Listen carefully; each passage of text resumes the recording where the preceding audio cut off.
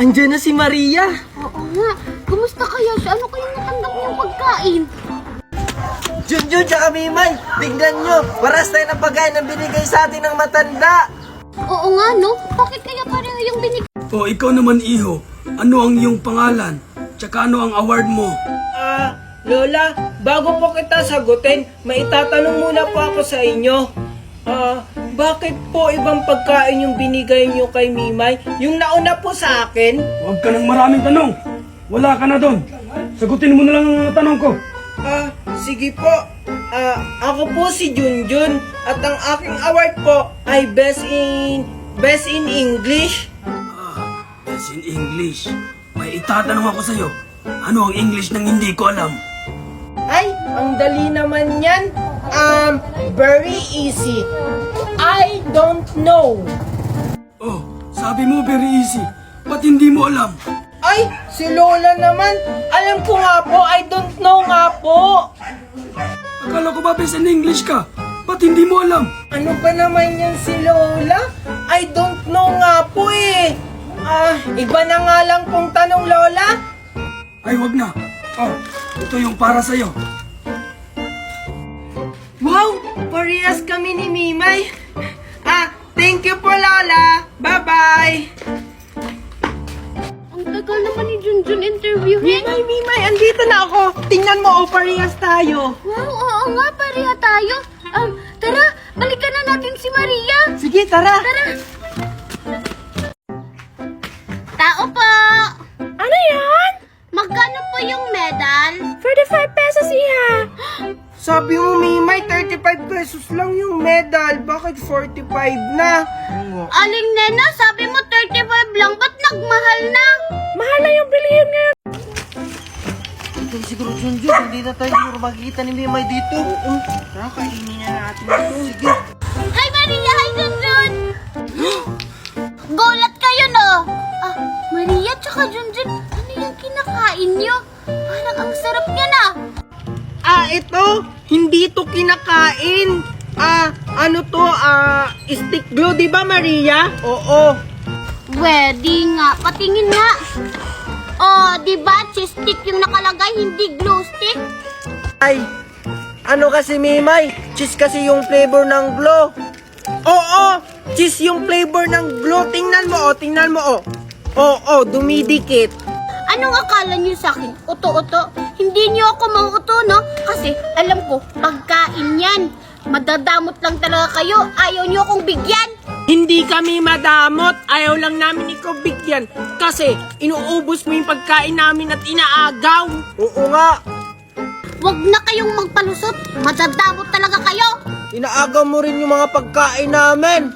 Kaya nga, tapos pag may pagkain kami, kung asan kami, andun ka rin. Ayaw niyo talaga akong bigyan, ha? Hala, Maria, tsaka Junjun, tingnan niyo, oh. May ibon. Parang ibong Adarna. Iba't iba yung kulay niya. Asan? Ayun, oh. Saan? Wala naman, Mima. Hoy, Mima, yung pagkain namin! Ay, naku, ano pa naman to si Mami? Malapit na yung graduation, pero hanggang ngayon, 20 lang yung baon ko. Ay, ayun, may tindahan. Bibilihan muna ako bago ako pumasok sa school. Tao po, pabili po. Ano yan? Isa po nito tsaka ito. O sige, kumuha kami dyan. Sige po. Ito po yung bayad ko. Yan. Oh, bakit hindi ka pa umalis? Yung sukli ko po. Ha? Dalawa yung binili mo. 10 pesos ang isa niyan. O, subalit 20 pesos. Ha? Umalis ka na, umalis ka na. Ayan. Ang mahal naman ng tinda doon. Relo kayo dyan! Hello po! O ano iyo? Ipapaayos mo ba yung rilong mong yan? Opo, ipapaayos ko po sana to. Kasi lagi po akong nalilate. Eto po, oh. Ay naku, iho. Hindi na to maaayos. Kailangan mo nang bumili ng bago. Ganun po ba? Sige po. Pero kung bibili po ako, sana yung kayang pigilan yung oras. Okay, class, open your book at page 24. Yes po, ma'am. Okay, class, our topic for today is a non-things topic. Okay, class, please read the sentences. Okay po, ma'am.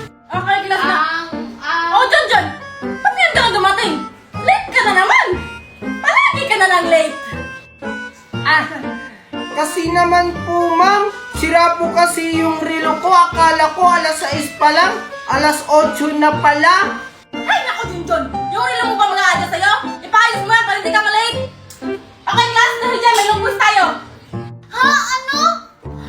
Hindi pa nga nagsisimula yung topic, mag-request na agad. Ikaw kasi Junjun, palate-late ka pa. Oo nga, yan tuloy. Nagalit na si ma'am. Hindi ko naman kasi alam na sira na yung relo ko, kaya ako na late. Ako nga, walang relo, hindi ako nalilate. Oo nga, rason mo lang talaga yan, Junjun. Kasi palagi ka talagang nalilate. Ano ba naman yan? Na-zero tuloy ako sa exam. Pag nalaman to ni Mami, sigurado papagalitan ako. Eh, ikaw ba, Maria? Ilan ba yung score mo?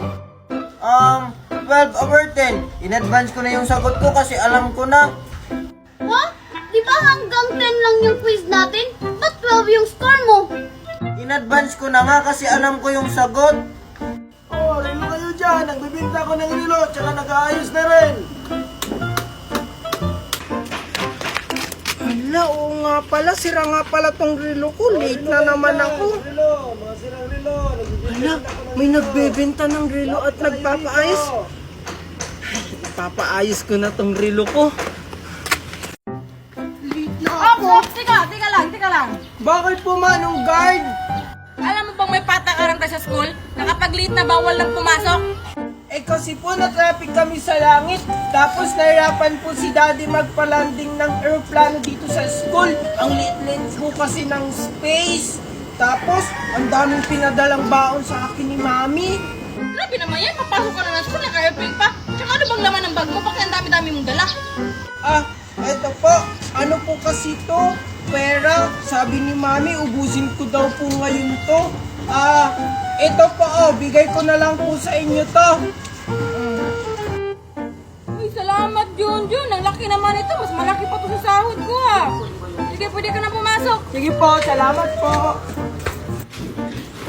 Good morning, ma'am. Good morning, classmate. Sorry, I'm late.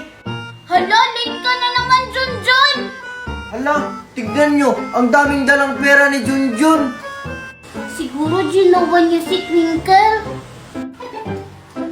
Oh, Junjun, late ka na naman. Ay, sorry po, ma'am. Kasi po, na-traffic po kami sa langit. Nag-airplane po kasi kami ni Daddy. Tapos, ang daming pinadala sa akin pera ni Mami. Sabi daw po niya, gastusin ko daw po ng isang araw lang.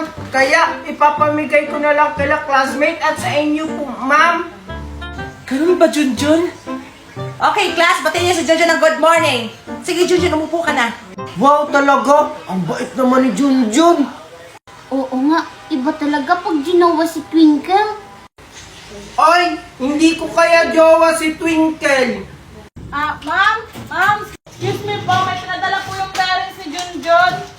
Ito po, ma'am, bawal po kasi sa mga ordinary na upuan. Kailangan daw po gaming chair. Ay, grabe na talaga si Junjun, no? Sensitive na sa mga upuan na ganito.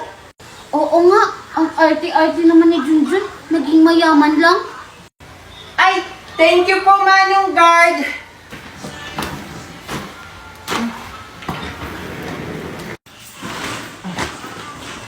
Junjun, libre mo ko mamaya, ha?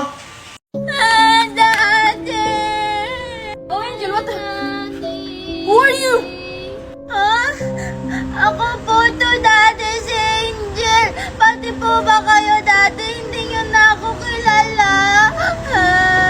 No, you're not my daughter. My daughter is so beautiful. But you look like monkey. Are you joking, Daddy? Ako nga to ang maganda niyong Angel. No, leave me alone. I think you're a beggar. Daddy, ako nga to. Leave me alone.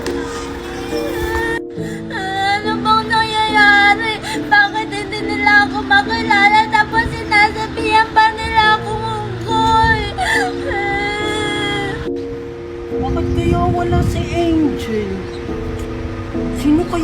atang lumapit sa akin kanina. Kaboses niya si Angel, pero bakit kaya mukha siyang unggoy?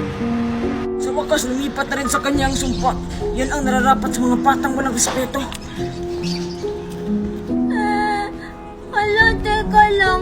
Yung nandiyan mo sa akin, mukha siyang unggoy. Baka pinarusahan niya ako kasi hindi ko siya binigyan ng pagkain. Tapos tinawag ko pa siyang pangit na mukhang unggoy. Tumigil na nga kayong dalawa. Ikaw, Megan, malaman ko lang na nagsisinungaling ka talaga. Malilintikan ka. Ano kaguluhan na meron dito? Mami! Sinisiraan ako ni Junjun kay Daddy! Ano? Totoo naman po yung sinabi ko, tita, na wala naman talagang pilay si Megan. Anong walang pilay? Kita mo naman, di ba? Ano sa palagay mo? Nagsisinungaling yung anak ko? Tahimik na nga kayo. Megan, ano ba talaga yung totoo? Hindi po talaga, Daddy. Kasi kung magaling na po ako, sasabihin ko naman po sa inyo. Hala, wala si Junjun tsaka si Mami. Makakapaglaro ulit ako ng Cinderella ko. Ayan, makakapaglaro na naman tayo. Megan! Wala ka palang pilay? Mami? Mami, huwag ka maingay kay Daddy, ah! Sa totoo pala yung sinabi ni Junjun na wala kang pilay. Opo, Mami. Wala naman po talaga akong pilay. Ginawa ko lang yun para magalit si Daddy kay Junjun. Ano? Tara, Cinderella! Magtambling-tambling tayo! Yeah! Yeah! Yeah! Megan, Megan!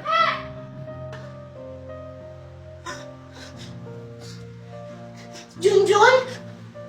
Akala ko ba pilay yung isang braso mo? Bakit tumatambling-tambling ka pa dyan? Ha? Hindi, ah! Naglalaro lang ako ng Cinderella ko. Magsisinungaling ka pa, Megan. Eh, kitang-kita na ng dalawang mata ko na tumatambling ka pa kasama ng laruan mong Cinderella. So, ibig sabihin, nagkukunwari ka lang na may pilay? Eh, anong paki mo? Kahit magsumbong ka pa doon, hindi ka pa rin papaniwalaan ni Mami at saka ni Daddy. Ano sabi mo, Megan? Daddy! Tito? Si Megan po nagsisinungaling. Nakita ko po siya kanina dito, tumatambling-tambling. Wala po pala siyang pilay. Megan, totoo ba yun? Daddy! Hindi po yan totoo! Nagsisinungaling lang po yan si Junjun! Hindi ako nagsisinungaling, Megan. Tito, totoo po yun. Nakita ko po talaga ng dalawang mata ko.